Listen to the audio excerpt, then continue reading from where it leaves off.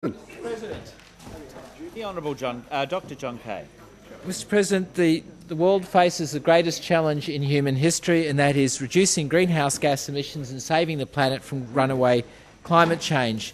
In a recent article in New Scientist on the 1st of September 2012, entitled The Ultimate Meltdown, the dreadful plight of the Arctic was highlighted by statements such as, on the 27th of August, a daily uptake from the US National Snow and Data Ice Pack Centre reported that the ice pack had shrunk to 4.1 million square kilometres.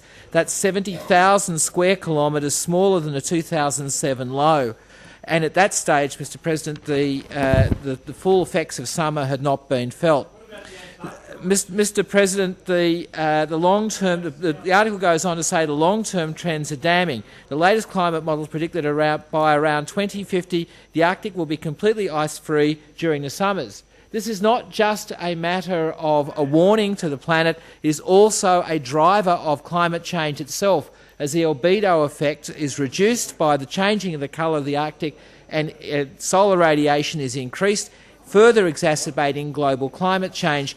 Mr. President, this is a serious matter which if not addressed rapidly in a coordinated global fashion, will not just inconvenience future generations, it will leave future generations struggling to maintain any form of quality of life. It will devastate the natural environment, and it will devastate the capacity of our economy to continue to operate. And Australia, and in particular New South Wales, are particularly vulnerable to climate change. It's worthwhile, therefore, having a good look at the O'Farrell government's response to the global climate challenge of reducing greenhouse gas emissions. The electricity industry in this state emits 60 million tonnes of carbon dioxide each year, small by global standards, but large on a per capita basis. The O'Farrell government's Renewable Energy Action Plan, or as it's now being called, the O'Farrell government's Renewable Energy Inaction Plan, fails to come to grips with the future of the renewable energy industry, the industry that can offer this state the opportunity to reduce global warming, to reduce our contributions to global warming, and along the way to generate a lot of new jobs and economic activity. The O'Farrell government's draft Renewable Energy Action Plan fails to end the war on wind generation and rooftop solar. It fails to develop a timetable for phasing out all fossil fuel generation, and it fails to address the investment in large-scale concentrating solar thermal plants with energy storage that can continue to supply a reliable electricity to households, businesses and the community, and at the same time increase jobs and reduce climate-changing greenhouse gas emissions. Mr. President, the solar industry is on its knees. Both rooftop solar has been destroyed by the sudden withdrawal of the solar bonus scheme with no replacement, and there is no funds available for large-scale concentrated solar thermal investment.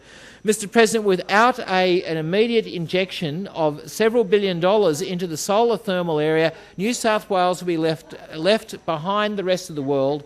And in the end, we will have to respond, and we will do so by importing technology. Importing technology means jobs will be lost. Importing technology means Australian technology, world-leading Australian technology, yet again goes overseas.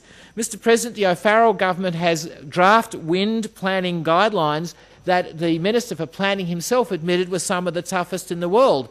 Toughest in the world on an industry that can deliver 10,000 new jobs in New South Wales, on an industry that can slash 22 million tonnes of carbon dioxide from the state's greenhouse gas emissions, and an industry that can bring billions of dollars of new investment and economic activity and can bring relief for unemployment to rural communities across New South Wales. Yet that industry is facing up to a set of planning guidelines which will ensure that it has no place here, and that those jobs, that investment and that greenhouse gas reduction will disappear from this state and will turn up in South Australia. That's good news for South Australia. It's terrible news for New South Wales. Madam Deputy President, New South Wales continues down the path of a coal and fossil gas future, which will be an economic, social and environmental dead end. Without a renewable energy action plan to replace the massive damage being done by coal and gas to the climate and to the local environment, this state will become a coal bucket state, a state that is left behind like many other states have been economically and socially. Madam Deputy President, it is urgent that there be real action on renewable energy to address climate change.